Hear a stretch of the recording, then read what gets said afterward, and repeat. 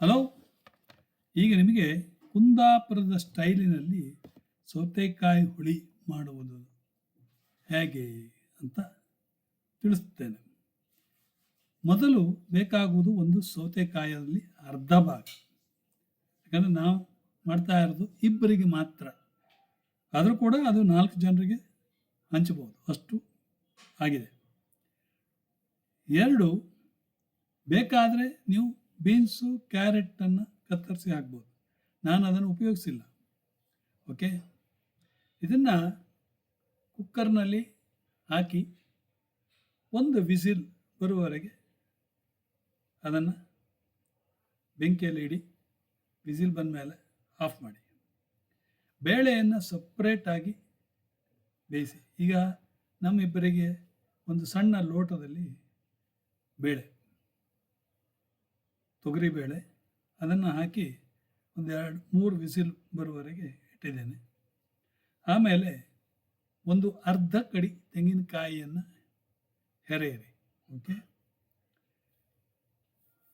ಮಸಾಲೆ ಏನು ಬೇಕು ಅಂತ ನೀವು ಕೇಳಿದರೆ,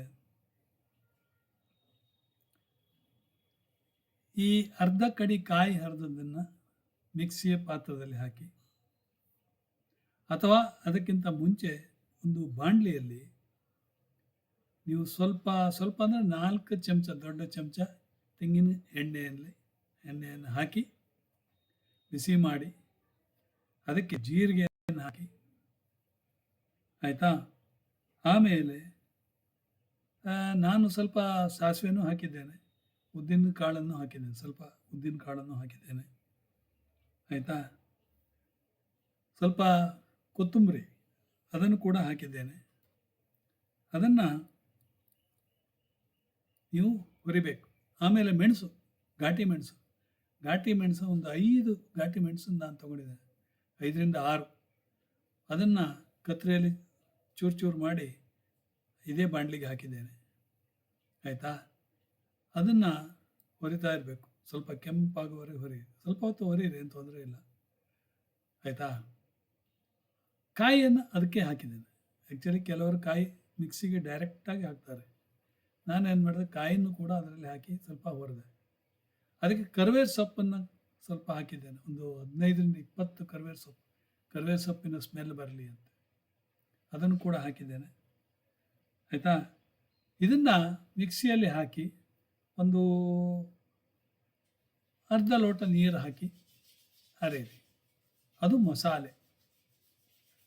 ಈಗ ಏನು ಮಾಡಬೇಕು, ಒಂದು ಬಾಣಲಿ ತಗೊಳ್ಳಿ, ಆ ಮಸಾಲೆಯನ್ನು ಆ ಬಾಣಲಿಯಲ್ಲಿ ಹಾಕಿ, ಓಕೆ. ಆಮೇಲೆ 1 ಲೋಟ ನೀರನ್ನು ಹಾಕಿ.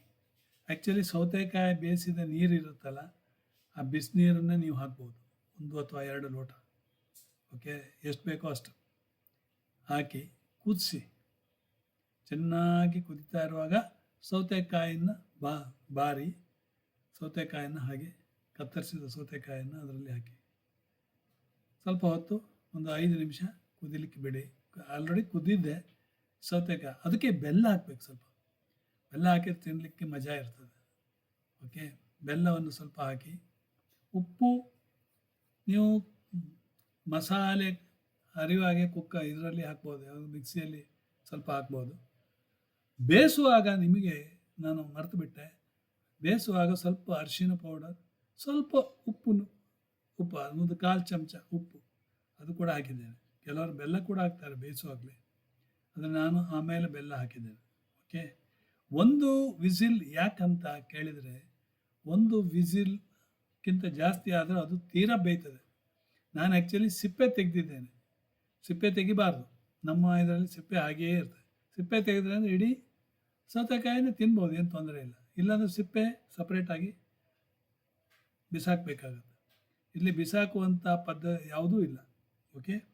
ಅದನ್ನು ನೀವು ಸ್ವಲ್ಪ ಕುದ ನಂತರ ಕೊತ್ತಂಬರಿ ಸೊಪ್ಪು ಕತ್ತರಿಯಲ್ಲಿ ಕತ್ತರಿಸಿ ಹಾಕಿದ್ದೇನೆ ಮೇಲ್ಗಡೆ, ಸೊ ದಟ್ ಕೊತ್ತಂಬರಿಯ ಸೊಪ್ಪಿನ ಸ್ಮೆಲ್ ಬರಲಿ ಅಂತ. ಆ ಪೂರ್ಣ ಹುಳಿ ಮಾಡಿದ ಫೋಟೋವನ್ನು ಕೂಡ ನಿಮಗೆ ಇಲ್ಲಿ ಹಾಕಿದ್ದೇನೆ. ಅದನ್ನು ನೋಡಿ ಆಮೇಲೆ ನೀವು ನನಗೆ ಹೇಳಿ, ಅದರ ಒಂದು ಮನೆಯಲ್ಲಿ ಮಾಡಿ ಅದರ ರುಚಿಯನ್ನು ನೀವು ನನಗೆ ಹೇಳಬೇಕು.